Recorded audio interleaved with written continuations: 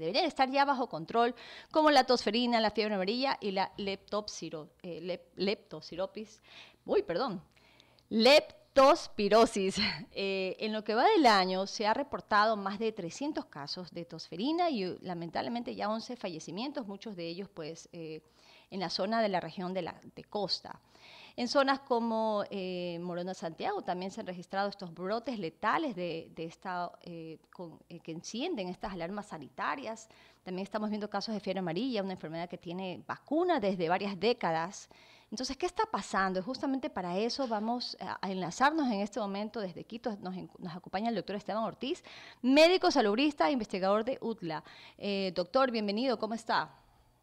Bien, muchísimas gracias. Buenos días. Muy amables por la invitación. Es un gusto escucharles y obviamente verles también por Zoom. Doctor, ¿cómo explica usted este resurgimiento de la tosferina? ¿Por qué una enfermedad que se pensaba que ya no existía en nuestro país o que estaba mayormente controlada, se está dando nuevamente y con esa intensidad que la tenemos actualmente?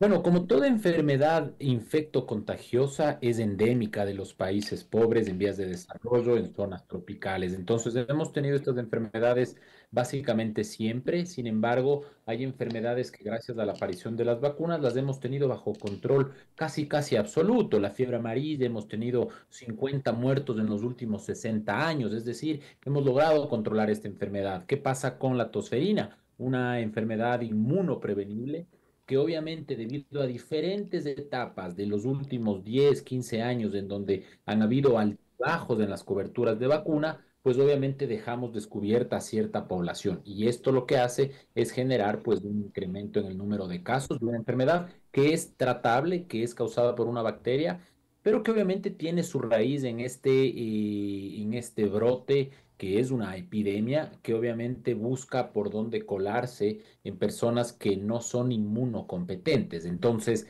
¿qué quiere decir esto? Que hay gente que no logró vacunarse parcialmente o está en el proceso de vacunación. Entonces, en esa lógica, el Estado es quien se encarga de vacunar y de cumplir con las coberturas, con la promoción y prevención de salud, pero también el individuo tiene que tener, digamos, hasta cierto punto el empoderamiento de su propia salud, algo que llamamos promoción de salud, en donde la gente tiene que acudir y cumplir con lo mínimo necesario, que es con el carnet de vacunación de sus hijitos. Entonces, en esa lógica, pues vemos que en ciertas provincias, en ciertos lugares, las coberturas para la DTP, para la pentavalente, no son las adecuadas y que las primeras tres dosis cumplimos con bastante rigor, pero conforme van pasando los meses y los años, vamos decayendo en el cumplimiento como padres. El 2023 fue uno de los años o de los pocos años en los que se alcanzaron las coberturas vacunales nuevamente por encima del 95%, pero pues ya quedaron las brechas entre la población ecuatoriana, ¿no? Doctor, 321 casos es lo que se ha reportado actualmente de la tosferina, ya 11 fallecidos. ¿Qué significa esto entonces desde el punto de vista de, ya es una epidemia, se considera una epidemia? ¿Qué quiere decir esto? Que las personas no se han vacunado porque existe una vacuna. Sí, definitivamente nosotros tenemos hasta la semana 17 325 casos, de los cuales la gran mayoría se concentran entre los primeros 12 meses de vida del niño, del lactante. Tenemos que se aproximan a los 120 casos y la mortalidad es de a más o menos 6 personas o 6 niños o niñas. Esto da una letalidad del 2,5%, pero tenemos casos que están, digamos, repartidos en todos los grupos etarios hasta una población adulta mayor que tiene letalidades inclusive del 10%, menos casos, pero igual más peligrosos. En esa lógica, pues nosotros tenemos que entender que es un tema preocupante porque hay madres embarazadas que no han sido vacunadas y adultos que tampoco están vacunados. Entonces, hay todavía una población ahí que es un nicho de vulnerabilidad para este tipo de microorganismos, ¿no? Doctor, ¿se sabe que esta epidemia se está dando más en la región costa que en la sierra? ¿Hay algún índice de estudio de por qué se da de esa forma? La tosferina. Sí, la tosferina. No, realmente mira tú que la mayoría de los casos sí se presentan en Guayas, seguidos de Pichincha, pero somos las provincias más grandes del Ecuador. Si Ujú. tú haces un análisis epidemiológico muy simple, que es el análisis por población en riesgo, nosotros vemos que realmente la provincia más afectada es la provincia del Napo, seguida de Ok, Manabí, seguida después de Imbabura, es decir, Santo Domingo. Tenemos una distribución per cápita que es mayor en otras provincias. Entonces, al ser este brote no focalizado, sino más bien nacional, si se quiere, pues yo ya considero que esto es una epidemia de tosferina y no un brote, ¿no? ok. Doctor, estamos viendo que entonces la falta de vacunación está haciendo que ya exista una epidemia actualmente en nuestro país. Esta falta de vacunación se ha dado ¿por qué? Porque los padres no han llevado a vacunar a sus hijos, las personas no creen en las vacunas. ¿Algo cambió después del COVID que vivimos acá? ¿O es una falta de información de parte del ministerio?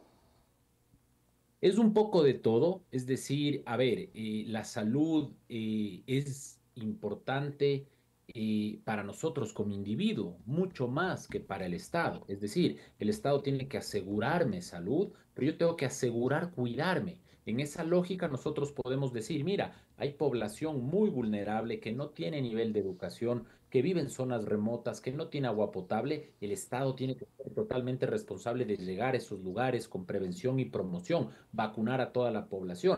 En esa lógica, nosotros vemos que las coberturas de vacunación no han logrado ser las que nosotros necesitamos para una bacteria tan contagiosa como la Bordetella pertussi, causante de tosferina. Es decir, acordémonos nosotros que el SARS-CoV-2, causante de la COVID-19, tenía un número básico de reproducción. Es una definición epidemiológica que nosotros damos para saber cuántas personas susceptibles se pueden contagiar. Mira tú el análisis que te voy a hacer. Si nosotros teníamos en la peor época de COVID un índice, un número básico de reproducción, quería decir que una persona podía contagiar a dos o cuatro personas susceptibles y cada una de ellas a dos o cuatro personas susceptibles cada una. Es decir, en 10 días podíamos tener un crecimiento exponencial de miles de casos. Ahora, la bacteria Bordetella pertussi tiene un índice, un número básico de reproducción de 17 a 19, es decir, que es mucho más contagiosa y se pasa de persona a persona mucho más fácilmente. Ahora, ¿cuál es el tema? Que mucha gente está vacunada, entre ellos los niños menores de 5 años, en su gran mayoría han cumplido su esquema de vacunación. Entonces ya no es tan fácil contagiar de persona a persona. Por eso es que vemos estas apariciones esporádicas, ¿no? Ahora es importante entender que una de las razones es la disminución en las coberturas de vacuna desde el año 2010. En el año 2010 el Estado se dio cuenta que somos más ecuatorianos de los que habíamos planificado. El censo del 2010 les abre los ojos y dice, mira, habíamos pensado que teníamos el 100% de coberturas, realmente tenemos el 70%. Después de estas coberturas bajan en el 2014, 15, 16 y 17 por la suspensión eterna y perenne de la producción de vacunas en el Ecuador. Estas Correcto. vacunas que se hacían en el Ecuador, DPT, la DT para adultos, DT para niños, antirrábica animal, humana, dejan de producirse y el Estado en esos primeros años de cese, pues tiene que igualarse, comprar, pedir, hacer el esfuerzo de vacunar a todo el mundo y las coberturas bajan al 70-80%. Eso en el promedio nacional. Ahora, ¿qué pasa en provincias alejadas, en provincias pobres, en provincias que son más vulnerables? Pues estas coberturas bajan a 40% en algunos casos, en otros en el 50 o 60%. Entonces ahí está el segundo factor. El tercer factor, ahí viene también que los padres somos muy buenos vacunando a nuestros niños cuando tienen menos de un año. Parece que la ilusión del padre nuevo nos dura un año, es decir, hasta el cordón umbilical guardamos de recuerdo, el niño le llevamos a los 2, 4, 6 meses, pero al primer refuerzo, que es a los 18 meses, ya no le llevamos con la misma periodicidad y regularización y obviamente bajamos a las coberturas de entre 60 y 70%. El segundo refuerzo de la DPT, de la tosferina, que es el último que nos podemos poner en el Ecuador en el sector público, es a los 4 o 5 años, las coberturas bajan hasta por menos del 50%. Entonces, hemos también tenido un rol de los padres. Cuarto o quinto cierto punto, los antivacunas, la pandemia nos Ujú. ejerce una presión mediática en donde influencers que tienen una ignorancia supina y que hablan Es bonito, correcto. pues nos dicen que las vacunas causan cáncer, infartos y un montón de problemas. Entonces la gente atribuye que las vacunas son malas, las vacunas contra el COVID, así como las de la influenza o las de la tosferina, son vacunas seguras, las vacunas previenen y salvan vidas. Entonces, en toda esta lógica, pues nosotros hemos dejado brechas inmunológicas y pues la gente se vuelve más vulnerable. Viene la bacteria, empieza a circular en un mundo súper globalizado donde tú y yo mañana podemos viajar de un país al otro en 24 horas de estar en Europa y en 48 horas en Asia y en 72 horas volver al Ecuador, pues la gente socializa mucho, agarra metro, agarra bus, agarra avión. Entonces eso de ahí se vuelve un caldo de cultivo. ¿Y qué es lo que sucede? El brote que tuvimos, ¿no? Entonces esa es más o menos la respuesta científica que yo le puedo dar a la aparición de este brote junto al cambio climático, a la migración de esos hermanos venezolanos que han ido viajando por el continente sin ningún tipo de acceso al sistema sanitario de ninguno de los países que transitan. Obviamente, la pobreza, la insalubridad, la falta de higiene y un montón de factores más, como el, por ejemplo, no saber que la mascarilla es un instrumento de defensa que todos deberíamos tener en donde me puedo volver vulnerable. Es decir, simplemente respiren ustedes del aire de un bus, 7 de la mañana, lleno de gente, y van a oler a qué huele ese bus. Ese bus no solo huele, también tiene microorganismos. Entonces, si usted quiere ponerse una mascarilla en ese bus, hágalo, porque está filtrando el aire que le entra a sus fosas nasales. Ahora, ¿cuál es el problema? Viene la epidemia y la gente se vuelca a comprar mascarillas y a quererse vacunar de la noche a la mañana porque somos el país de los reactivos. Nuevamente, si en 10 años viene otra pandemia, nos va a devolver a agarrar de forma reactiva y hemos de sufrir las consecuencias. Entonces, el mensaje es, pues, seamos proactivos, ¿no? Sí, estamos conversando con el doctor Esteban Ortiz, médico salubrista, también médico investigador de la UTLA, sobre puntualmente en este primer cuadro sobre la tosferina. Doctor, cuál debe ser el cuadro de vacunación completo que debe tener un infante y un adulto tiene que volverse a vacunar? Hay mucha interrogante sobre este tema actualmente. A ver, en el Ecuador el último esquema nacional de vacunación está actualizado hasta el 2021. Te dice que un niño menor de un año necesita siempre ponerse la famosa BCG, que también se producía en el Ecuador, la famosa vacuna de la pentavalente que se pone a los 2, 4, 6 meses. Hay vacunas que te ponen contra el neumococo, hay vacunas que te ponen contra el rotavirus. A los 12 a 23 meses te ponen la vacuna contra el sarampión, te ponen el refuerzo de la DPT, te ponen la de la fiebre amarilla. Todo ecuatoriano que nace desde el 2009 hasta acá, te ponen la fiebre amarilla, te ponen la influenza y después de esto, pues las vacunas ya vienen disminuyendo en periodicidad y en frecuencia hasta los 5 años, que es el último refuerzo de la DPT. Después a los 9 años empezamos con niños y niñas con el HPV y pues obviamente en hombres y en mujeres adultas también deberíamos nosotros vacunar a la gente con la DT, la difteria y el tétanos. Esta vacuna sí se pone en el Ecuador, ¿En qué pero edad, se pone a doctor? las embarazadas y a los hombres, pero es DT, difteria y tétanos. Hay algo que nos falta, que es la P de pertussis o de tosferina o de coqueluche. Entonces, no estamos vacunando a mujeres embarazadas ni a personas adultas como lo dictan otros esquemas internacionales de otros países. Y a los viajeros, pues también se les pone un refuerzo de fiebre amarilla en algunas partes del Ecuador. Entonces, en esa lógica, el esquema es completo, pero yo creo que sí podemos mejorar. Por ejemplo, la vacunación contra la DTP en mujeres embarazadas y en adultos vulnerables, el Estado deberá reformular el esquema de vacunación y empezar a vacunar a esta población. ¿Por qué? Porque obviamente ha cambiado el panorama epidemiológico, porque hoy tenemos brotes de tosferina importantes. Claro. Entonces, en esa lógica, el sector privado es otra opción, pero es una opción para el que la pueda pagar, no Claro. para el de gente, ¿no? Doctor, bueno, eso es en el primer bloque que hablamos de la tosferina, pero también tenemos la fiebre amarilla, que es una enfermedad que ha reaparecido con mucha fuerza. Actualmente hay cifras que ya se manejan en crecimiento en el país. ¿Qué nos puede decir respecto a la fiebre amarilla? También existe una vacuna. La fiebre amarilla es una enfermedad, en cambio, vectorial, transmitida por un vector. En este caso, el vector es un mosquito. También es una enfermedad zoonótica ¿Qué quiere decir eso? Que es transmitida por animalitos. Los animales que son intermediarios del virus, flavivirus de la fiebre amarilla, son los primates no humanos, es decir, son los monos que están en la selva, que son picados, que tienen virus y que estos virus pasan al mosquito. El mosquito después le pica al humano y se cierra el ciclo. Si el humano viaja a la zona urbana, ya no hay el mismo mosquito hemagogo, sino hay el mosquito Aedes aegypti. Este mosquito le pica al humano que tiene viremia, es decir, virus en la sangre. Ese mosquito hace de inyección y le inyecta a otra persona el virus de la fiebre amarilla. Entonces hay un ciclo humano y un ciclo selvático. ¿Quiénes están en riesgo? Hoy por hoy en el Ecuador de la minería ilegal, de la minería que está metida en todo lado, en donde existe narcotráfico, en donde existe un montón de problemas.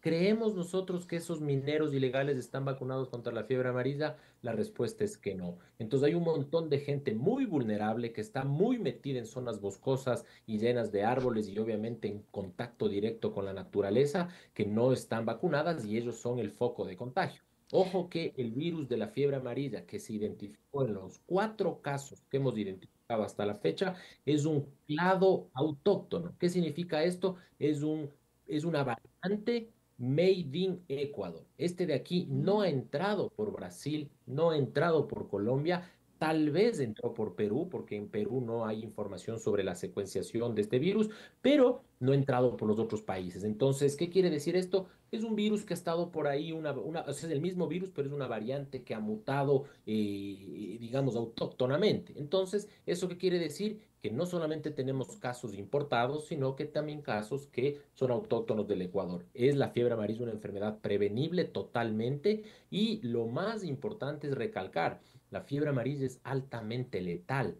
Hemos visto que en la región de cada 100 casos, en promedio se mueren 5, perdón, se mueren 50. De cada 100 Es casos, alto. en promedio se mueren 50. En el Ecuador el promedio está en 66, porque hemos Wow. tenido 4 casos y 2 fallecidos. En Colombia está alrededor del 45%, en Brasil alrededor del 36%, pero son tasas de mortalidad altas. Entonces, ¿qué quiere decir esto? Que nosotros tenemos que estar pendientes de esta enfermedad, no solamente correr a vacunarnos en época donde escuchamos las noticias, sino por salud. Es decir, cuando tú agarras tu auto y te vas al trabajo, a ti no te estás esperando que te obliguen a poner el cinturón de seguridad. Hace 20 años, 30 años, nos poníamos el cinturón de seguridad solo cuando venía el municipal o el policía.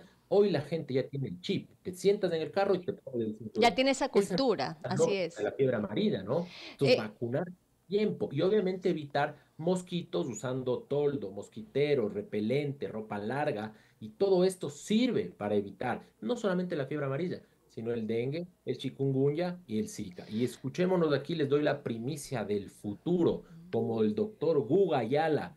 Voy a predecir que en los siguientes 5 a 10 años hemos de tener otro brote de Zika o hemos de tener chikungunya y se les está avisando desde ahorita. ¿Qué estamos haciendo al respecto? No nos vamos a poner a correr y a sufrir de aquí a 5 años. Planifiquemos para que eso no suceda y ojalá me equivoque y nunca se dé, pero ya se ha dado el Zika, el dengue, la fiebre amarilla, el paludismo y demás. Entonces vivimos en zona endémica y por eso hay que venir, ¿no?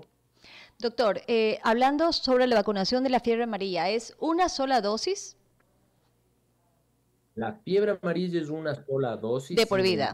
Sí. sin embargo, en zonas endémicas de alta contagiosidad, donde el minero legal, donde el guía turístico, donde la persona que está metida en la selva, pues debería ponerse un refuerzo adicional. Esa es la recomendación internacional. Antes se ponían 2 refuerzos de la fiebre amarilla, ahora se sabe que con uno es suficiente, pero en personas vulnerables y que están expuestas mucho más, pues un refuerzo no hace mal. Muy bien, doctor. Y bueno, también una última, lo que está pasando acá, la leptospirosis, que nuevamente está apareciendo y con índices de muerte lamentables de niños. ¿Qué podemos decir sobre esta situación que ha afectado sobre todo al oriente?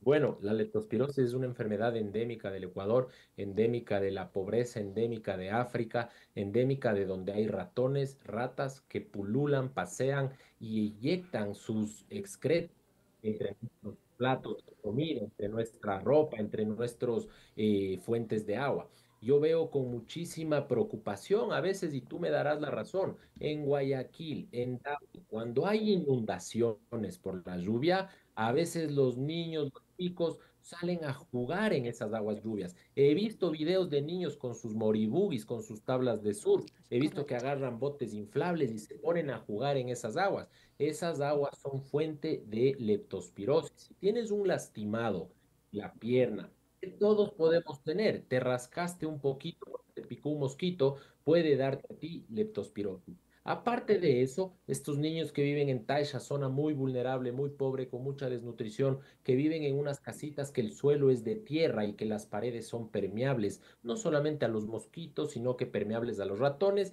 esos roedores se pululan por la cocina, por la cocineta, donde están las frutas, van dejando sus excretas, orina y heces fecales, y el día siguiente el niño que no tiene educación, que obviamente no tiene agua potable, simplemente agarra la fruta y se come, o simplemente se lleva a la boca lo que tenga que llevarse, y ahí se cierra el ciclo. La leptospirosis es altamente prevenible y también hay vacuna. La vacuna contra la leptospirosis es la limpieza y la sanidad. Entonces, si usted quiere tener la mejor vacuna gratis disponible, la que no hay excusa de dinero, lávese las manos, sea limpio, hierva el agua, cocine los alimentos y obviamente mantenga su cocina limpia y los baños impecables. Viva usted en la extrema pobreza o viva usted en un palacio, la pobreza no es igual a suciedad o no debería. Entonces, aquellas personas que nos escuchan, ustedes y todos nosotros tenemos nuestros propios problemas económicos, lo que se le pide es sus baños impecables. Viva usted o tenga usted un baño extremadamente pobre o extremadamente lujoso, siempre los baños impecables, al igual que la cocina. Si usted hace eso, créame que está comprándose 10 o 15 años de vida. Es la mejor forma, nada de gimnasio, nada de que usted está haciendo. Haga eso, lávese las manos y va a ver cómo usted vive 100 años si es que me hace caso. Pero el problema es que Sí. la gente se olvida, llegan del bus, se come, se mete la mano a la boca, agarran el billete a la boca, los niños chiquitos en el piso que se coman la tierra, etcétera, etcétera. Entonces vivimos todavía con el respeto que todos los ecuatorianos nos merecemos. Vivimos en muchas veces en la inmundicia. Vayan a un baño público, entren y vean lo puerco que puede llegar a ser un baño público, porque no necesariamente le podemos culpar al limpiador de baños que pase sentado al lado nuestro limpiando. Somos corresponsables. Como encuentre el baño limpio, deje el baño limpio. Así Entonces, es. es un tema cultural, ojalá que podamos cambiar, pero pues me he abusado de tu confianza para darles el mensaje de hacer un mejor país. Así ¿Cómo es. podemos empezar a hacer un mejor país? En un país que no tiene plata, estamos en un mundo con guerras, en un mundo donde va a haber pobreza, no nos enfermemos de cosas que podemos prevenir. Así es. No nos enfermemos de cosas que podemos prevenir a través de las vacunas, lavándonos las manos o haciendo ejercicio. Tampoco usted se choque en la motocicleta porque no usa casco ni porque está ebrio. Es decir, nosotros como ciudadanos somos responsables de que el Estado no bote dinero en arreglarnos la fractura de la pierna que me ocasioné por ir en una moto a las 11 de la noche sin casco y tomado. Entonces somos corresponsables y mi mensaje y mi misión, digamos, en este mundo, yo me considero un paladín de la salud pública, hagamos salud pública todos que también lo podemos hacer, ¿no? Doctor, muchísimas gracias por haberme acompañado el día de hoy y también esta audiencia dando sus recomendaciones, siempre pues de la mejor manera, siempre usted como médico investigador nos habla con cifras y nos habla con temas de la actualidad. Muchísimas gracias por este aporte. A ustedes, gracias por la invitación y siempre les dejo yo mis redes sociales a la gente que nos Claro escucha, que porque sí. yo pongo muchos videos en Instagram, estoy como @EstebanOrtizMD, igual que en todas las redes sociales, pues siempre les respondo tarde o temprano, así que les espero por ahí también y un gusto compartir con ustedes y su audiencia, espero vernos pronto, así que un abrazo para todos. Gracias, doctor. Hemos conversado con el doctor Esteban Ortiz, médico salubrista, y también médico investigador de la UDLA sobre tosferina, fiebre amarilla y leptospirosis. Uy, otra vez me equivoqué. Leptospirosis. Bueno, nos vamos a un corte comercial, ya regresamos.